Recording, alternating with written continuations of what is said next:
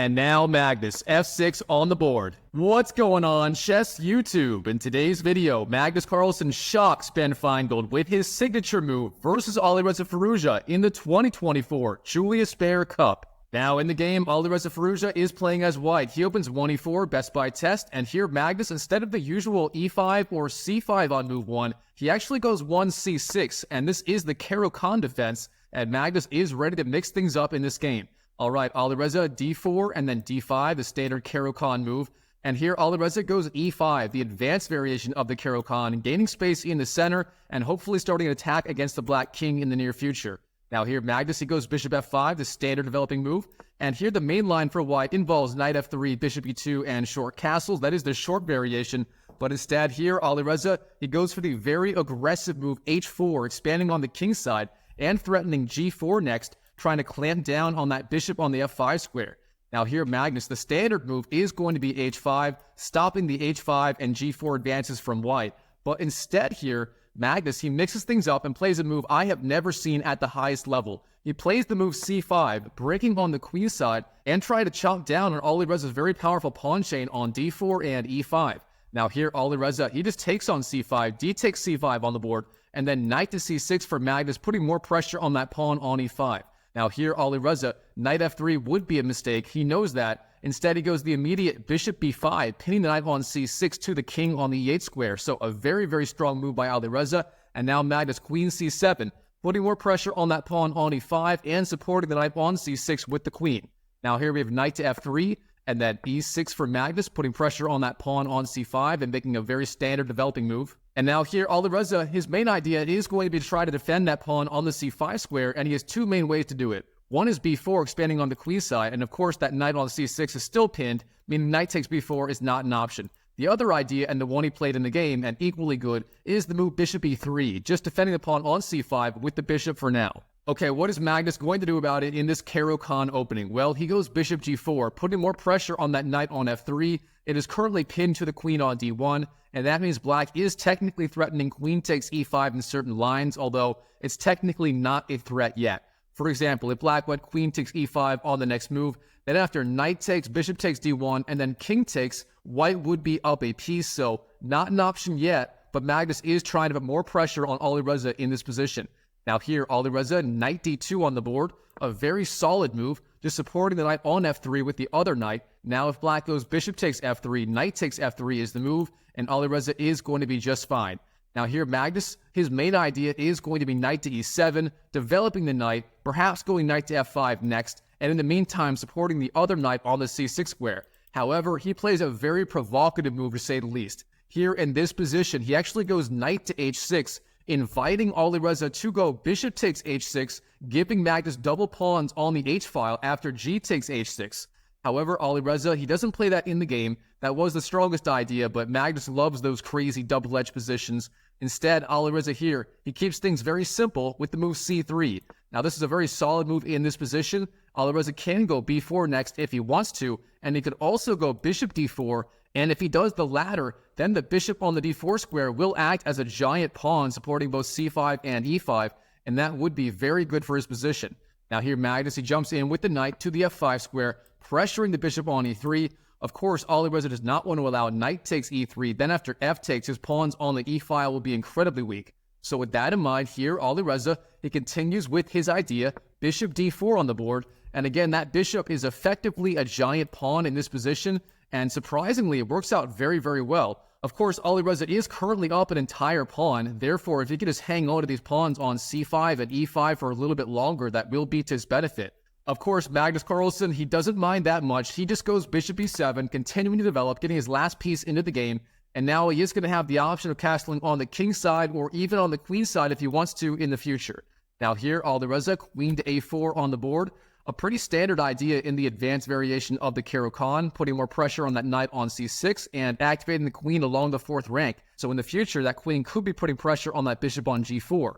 Now here, Magnus castles, and Alireza finally makes a major transformation of the pawn structure. It takes on c6 with the bishop. Now, this is a very double-edged move. you are giving up the bishop, and that means black is going to have the bishop pair in this position. And we all know how dangerous Magnus Carlsen can be with the bishop pair. So this is a very double-edged idea. However, on the other hand, you are chopping off that knight on c6, and now knight takes e5 is no longer a possibility. And that means Alireza is going to hang on to those extra pawns for a little while longer. Now here, Magnus, he has the option of capturing with the queen or the b-pawn. Both of those moves are equally good, but Magnus is in a very aggressive mood in this game. That's why he played the Caro-Kann. He wanted to mix things up. So, of course, he keeps the queens on the board here. B takes c6 is the move, and technically it is the strongest move here. Magnus, he really wants to play for a win here. Now, Alireza, knight to h2 on the board, a good move, pressuring the bishop on f5. And now Magnus, he takes on d4 with the knight before moving the bishop. Now, of course, that wasn't the only move. For example, back here, the move h5 is also very, very playable for Magnus, but instead, knight takes d4 on the board, and now here, Alireza has a choice.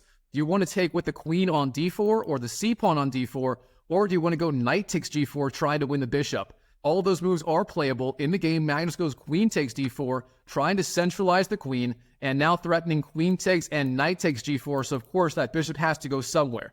In the game, bishop f5 on the board.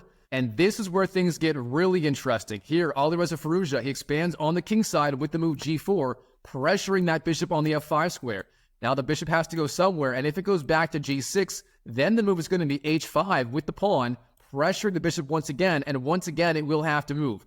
Of course, there are ideas like bishop e4 here, which are playable. However, then after knight takes e4, you do lose the bishop pair, and that is not a very fun scenario for Magnus Carlsen. So with that in mind here, Magnus, instead of just sitting back and passively defending with a move like bishop e4, he actually goes for the Ben Finegold counterattack with the move f6, gaining space on the king side, threatening f takes e5, winning a pawn, but giving up the bishop on f5 in the process. And Ben Finegold, if he saw this game, I'm sure he would not approve of this move, but it turns out it is actually a very playable idea in this position. Now here, Alireza, he takes on f5, G takes f5 on the board, and then Magnus takes back on e5 with the pawn. That was the whole idea. Now the queen has to move. Where's it going to go? In the game, Alireza finds the best square for the queen to e3 on the board. There were some other options like queen to a4 and queen d3, but they weren't as strong here. And now Magnus, he takes on f5 with the rook. Rook takes f5. And here the dust has settled. Let's do an inventory. In this position, Alireza Firouzja is up an entire piece. And in return for that, Magnus Carlsen has a single pawn. But he also has this giant, massive pawns in the middle of the board, and he has an open b-file to attack the white king if Alireza Firouzja does go castling queenside. So overall here, Alireza is clearly better in this position. He has the extra material, and his king is somewhat safe. However, Magnus Carlsen does have very dangerous attacking chances in his position, and that may be exactly what he wanted in this game. Now here, Alireza, he plays the best move, castling queenside, trying to get his king to safety. But now Magnus, rook a to f8, piling up pressure on the f-file. The threat is now rook takes f2, and it may or may not be a threat, because if black does get that move in, rook takes f2, then there could be a move like knight h to f3 or knight d to f3, trying to block off the communication of the rooks. Of course, that rook could be trapped on f2, but here Alireza, he does respect the threat from Magnus Carlsen, and he does defend the pawn with the move f3.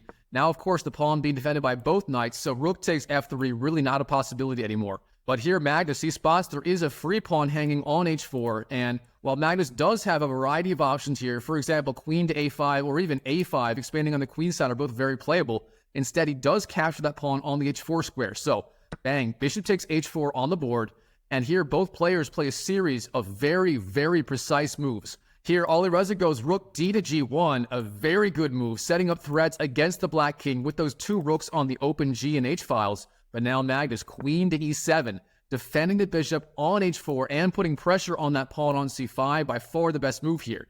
Now Alireza, he reroutes the knight on h2 to the g4 square, an excellent move, opening up the attack of the rook on the bishop on h4, and also pressuring the e5 point with the knight. So now, knight takes e5 is a very, very real threat, and if Alireza Firouzja can get a knight on that e5 outpost, that would be just devastating. From there, the knight would pressure c6, and beyond that, he'd win a pawn and completely immobilize black's pawns on the e6 and the d5 squares. So Magnus, he cannot allow that. That would be effectively game over. So he counterattacks immediately with the move bishop g5, a very good move, putting pressure on that queen on the e3 square.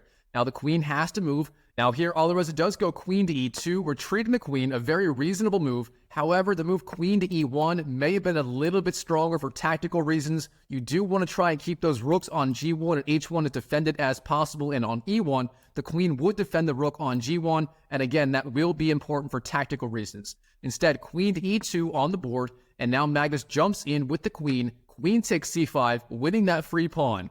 And now we are seeing why queen to e1 may have been a slightly stronger idea. Now the queen does pressure the rook on g1, and that limits the mobility of the rook on the h1 square. Now here, Alireza, he has a wide variety of very playable moves. For example, rook g2 is decent, queen g2 is decent, even knight takes e5 is playable, and that may even be the strongest idea here. Instead, he does take a tempo to increase the safety of his king to b1 on the board, but this turns out to be slightly inaccurate for tactical reasons. It's a little complicated, but this move king to b1 does decrease the defense of the knight on the d2 square, and that is important because the bishop on g5 is currently pressuring the knight. So for example, here, Magnus, if he found the best move, it would be h5. The idea being, if you go knight takes e5, then there's the move bishop takes d2, and the queen on e2 would be overloaded. It has to defend the knight on e5 from the rook, and it also has to defend the knight on d2 from the bishop. So h5 here would have been devastating for Magnus. Instead, he goes bishop f4, a perfectly reasonable move, but now after knight to b3, Alireza does get that knight to safety, and he's doing relatively okay again. Now the knight does pressure the queen on c5, the queen has to retreat. In the game, Magnus goes queen to e7, trying to keep the queen centralized, where it can access both the king side and the queen side. Now from here, knight to f2 for Alireza, a very good move, trying to reroute the knight to the d3 square, and from there it will pressure both the e5 square and that bishop on f4, as well as c5. So these knights are slowly but surely improving their position. Now here Magnus, he expands on the queen side with move c5, a very aggressive move, and now Alireza, he does not want to allow c4, gaining more space on the king side for Magnus, so instead, he goes c4 himself, gaining more space and trying to block the pawn structure on the center and the queen side. Now here Magnus, he ignores the threat of, say, c takes d5. He knows if Alireza does that, he responds e takes d5, I can't draw arrows, e takes d5, and from there he will have a beautiful pawn center with the pawns on c5, d5, and e5. So instead of worrying about this c4 idea from Alireza, he simply goes a5, expanding on the queen side and potentially threatening a4. Now, you may be wondering, is this move a5 a pawn sacrifice by Magnus? Did Magnus literally just give up a pawn, and was that part of his idea? Well, it turns out the answer is yes, it is a pawn sacrifice. Yes, Alireza can take the pawn. It is a good move, but that is exactly what Magnus Carlsen wanted in this position. Here, Alireza, he takes the pawn on a5. Knight takes a5. The best move, but very, very double-edged. Instead, a move like knight d3 would have been safer and very playable, but again, Alireza is a very principled player. He sees a free pawn, he takes the free pawn, even against Magnus Carlsen. Now here, Magnus, he finds a series of very precise moves. Queen to a7 first, putting pressure on that knight on the a5 square, and capitalizing on the newly opened a-file. Now here, Alireza, knight b3 on the board, defending the knight, but then rook a8 from Magnus Carlsen. The threat now is queen takes a2. So, Alireza has to defend a3 on the board, but then queen to b6 pressures the undefended knight on b3. Of course, the knight now being undefended because the pawn went one square forward to a3, and pawns do not move sideways, so a3 cannot defend knight b3. Now here, king to a2 from Alireza, once again defending the knight, but then Magnus rook to b8, once again putting more and more pressure on that knight. And now if the knight moves, then the queen is going to have a ton of pressure on that b2 point. Of course, the b2 pawn is currently defended by the queen, but here Magnus is just slowly but surely piling up the threats. Now here, queen c2 defends the knight for Alireza, but now bishop to e3 puts pressure on that knight on the f2 square, and Magnus may even be threatening bishop d4 at some point, trying again increase the pressure on b2.